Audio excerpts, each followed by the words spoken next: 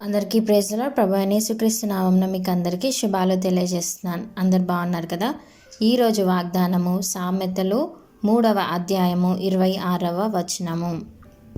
యెహోవా నీకు ఆధారమగును, నీ కాలు చిక్కబడకుండునట్లు ఆయన నిన్ను కాపాడును.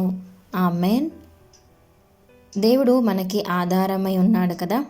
మనము ఎక్కడైనా నిస్సహాయ పరిస్థితిలో ఉన్నప్పుడు మనం ఎటువంటి మనకి తెలియని విషయాల్లో మన కాళ్ళు చిక్కబడి ఉన్నప్పుడు దేవుడు మనల్ని కాపాడే దేవుడు. ఆయన చేయి ఇచ్చి మనల్ని లేవనెత్తే దేవుడు. ఆకూరల లోయ వంటి శ్రమలో ఉన్నా కూడా దేవుడు మనల్ని శ్రమలో నుంచి విడిపించే గొప్ప దేవుడు కదా. అదే రీతిగా మనము హబక్కూకు గ్రంథం 3వ అధ్యాయం 17వ వచనంలో చదువుకుంటే, అంజూరపు చెట్లు పూయకుండినను, ద్రాక్ష చెట్లు ఫలింపకపోయినను, ఒలీవ చెట్లు కాపు లేకయుండినను, చేనిలోని పైరు పంటకు రాకపోయినను, గొర్రెలు దొడ్డిలో లేకపోయినను, సాలలో పశువులు లేకపోయినను, యెహోవా యందు ఆనందించెదను. ఆమేన్. నా రక్షణకర్త అయిన నా దేవుని యందు నేను సంతోషించెదను.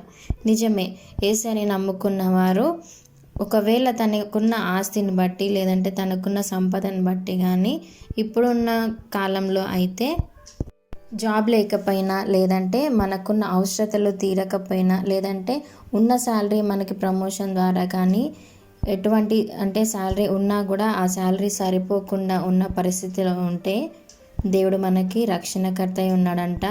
మనము ఏమున్నా ఏవి లేకపోయినా దేవుని యందు మనం ఆనందించే వారిగా మనం ఉంటే ఆయన మన రక్షణకర్త అయిన దేవుడు. ఎందుకంటే మనం ఆయనని నమ్ముకున్నాం కాబట్టి ఆయన మనల్ని చెయ్యి ఎప్పుడు కూడా విడిచిపెట్టే దేవుడు కాదు. ఆయన యందు మనకు నిత్య సంతోషము మనకి లభిస్తుంది. అదే రీతిగా 1 సమూయేలు గ్రంథం 2వ అధ్యాయం 9వ వచనంలో, తన భక్తుల పాదములు తొట్టిల్లకుండా ఆయన వారిని కాపాడును. నిజమే కదా. మన పాదాలు దేవుడు ఎక్కడ కూడా తొట్టిల్లకుండా ఎప్పుడైతే ఆయన చెయ్యి నిత్యం పట్టుకొని ఆయన అడుగుజాడల్లో మనం నడుస్తామో మన పాదాలని ఆయన ఎప్పుడు కూడా తొట్టిల్లనియ్యాడు కదా.